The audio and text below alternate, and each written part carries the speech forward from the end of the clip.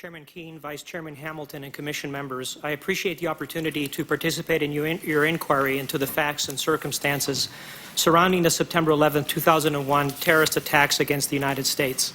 My written statement addresses the questions posed in your letter of invitation, and I would respectfully request that it be entered into the record.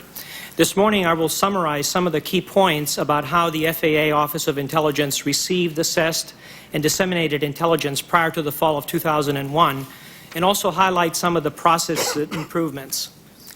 Before beginning, however, I would like to express my deepest sympathies to the families, friends, and co-workers of those who perished on September 11, 2001.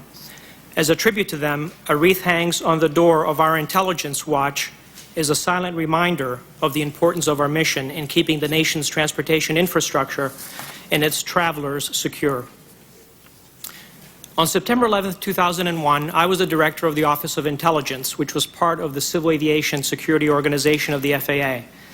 The office was tasked with identification, analysis, and dissemination of intelligence information focusing on terrorism and other threats to U.S. civil aviation. Although the magnitude of the events of September 11, 2001 had not previously been seen, FAA's 24-hour intelligence watch had managed multiple crises prior to the tragic suicide hijackings. The expertise of our analysts and a well-established set of standard operating procedures enabled the office to quickly realign and provide extended around-the-clock coverage of the incident and its aftermath. This cadre of analysts, although small, worked feverishly to provide senior FAA and DOT decision-makers with an immediate assessment of the events and possible additional near-term threats. As a consumer of intelligence, FAA identified its information needs in detailed statements of intelligence interest to those agencies responsible for producing most of the intelligence on terrorism, namely CIA, the Department of State, FBI, NSA, and the Defense Intelligence Agency. The newly created Terrorist Threat Integration Center now plays a role in that effort. FAA received a daily stream of threat reporting and finished intelligence from these agencies and identified, on average, 1 to 200 classified reports each day that merited closer review. To enhance access to relevant intelligence reporting, FAA assigned liaison officers to CIA, FBI, and State Department. Their primary duties were to identify and pursue information regarding actual or potential threats to civil aviation.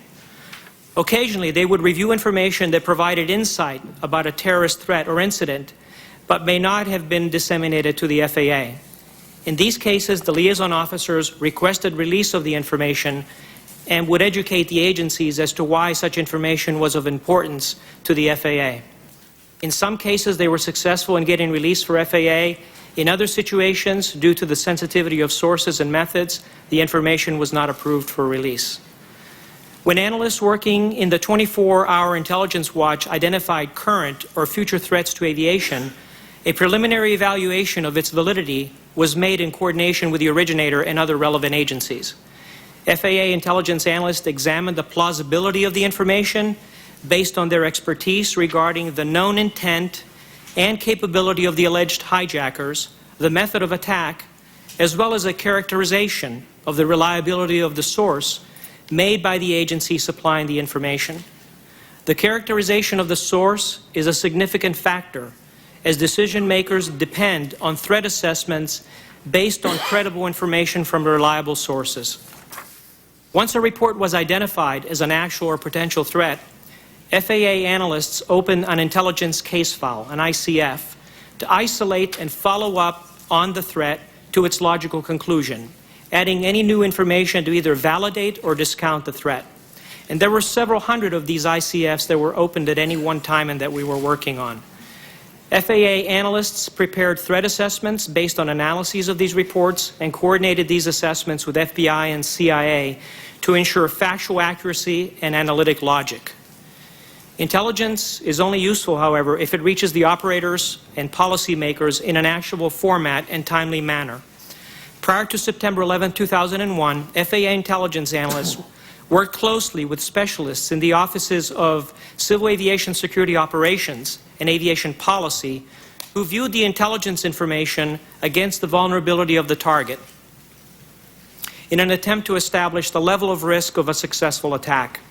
These offices promulgated security countermeasures to reduce the level of risk as appropriate. This threat and risk assessment process was applied to both current and strategic threats and was used to determine the long-term baseline aviation security posture for a region or a country.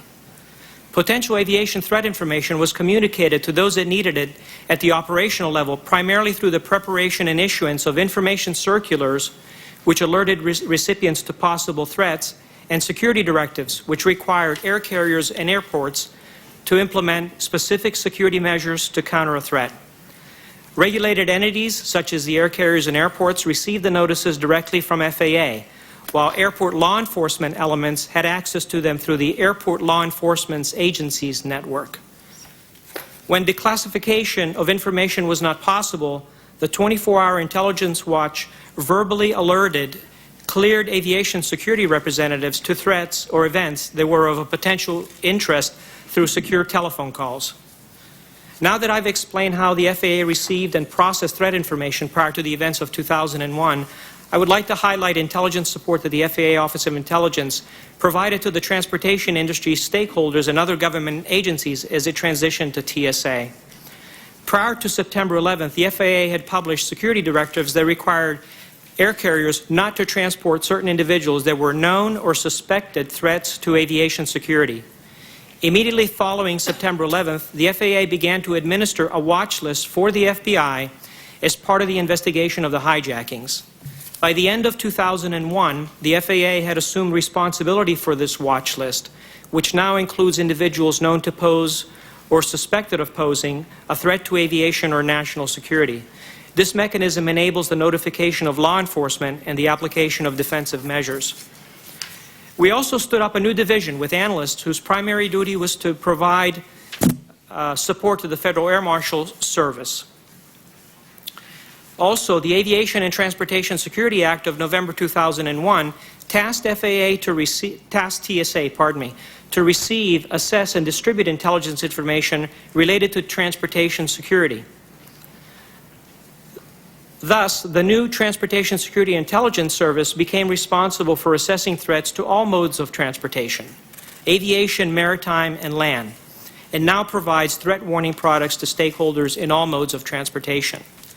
As a result of the steps taken to improve operations in the aftermath of September 11, 2001 attacks, the TSIS, the successor to the FAA's Office of Intelligence, now enjoys increased access to intelligence and law enforcement information, which has undoubtedly had a positive impact on the security of U.S. transportation assets, both in the homeland and abroad. More information is being shared among more agencies than ever before, thus improving situational awareness of potential threats to U.S. transportation assets in the U.S. and abroad. I would like to provide briefly some additional granularity on some of the beneficial developments and a word or two regarding the areas that we are continuing to seek improvement.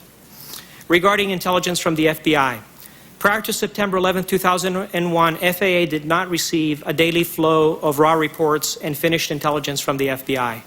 The Bureau did not consider itself an intelligence production agency, perhaps because of the statutory restrictions on the dissemination of information it collected in its investigative role. Recently, however, the flow of reporting from FBI has significantly increased.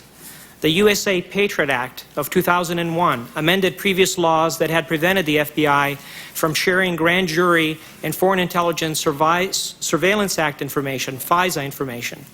The creation of the National Joint Terrorism Task Force, the NJTTF, has also expanded the flow of information from the FBI. TSIS has assigned a full-time liaison officer to the NJTF in recognition of the value of tapping into the information reported up from local JTFs throughout the country. TSIS's NJTF representatives also provide operational information that supports FBI operations and investigations. Regarding information sharing and coordination among agencies, TSIS receives a copy of the Daily Matrix that highlights current critical threats to U.S. interests. Agencies also more frequently coordinate finished intelligence products, and CIA, TTIC, and FBI more routinely solicit input and comment from TSA on threat assessments. To build on a new spirit of sharing and coordination, TSIS has assigned liaison officers to TTIC and to NSA. The consolidation of TSA Customs and Immigration within the Department of Homeland Security has also led to enhanced information sharing and coordination of not only intelligence but operations as well. TSIS has also contributed to the stand-up of the TSC, which, as you know, was created to provide information on known or suspected terrorists from various U.S. government databases to federal screening operations, Border Patrol, and state and local law enforcement. 2 TSIS intelligence analysts provide direct support to the TSC leadership on matters regarding the TSA watch list program.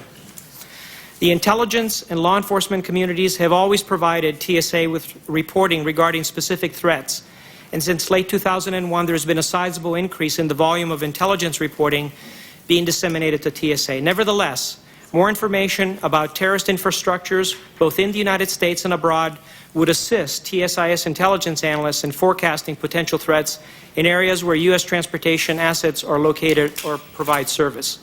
Such information would allow TSIS to provide better situational awareness to TSA executives, field operators, and industry stakeholders. Despite some remaining obstacles, the intelligence and law enforcement communities have made great strides in information sharing and coordination since the tragic events of September 11, 2001. TSIS will continue to review our analytic skill sets and dissemination mechanisms, improving them where possible, and will remain focused on providing TSA and DHS executives, operators, and industry stakeholders with an accurate assessment of current and future threats to the U.S. infrastructure.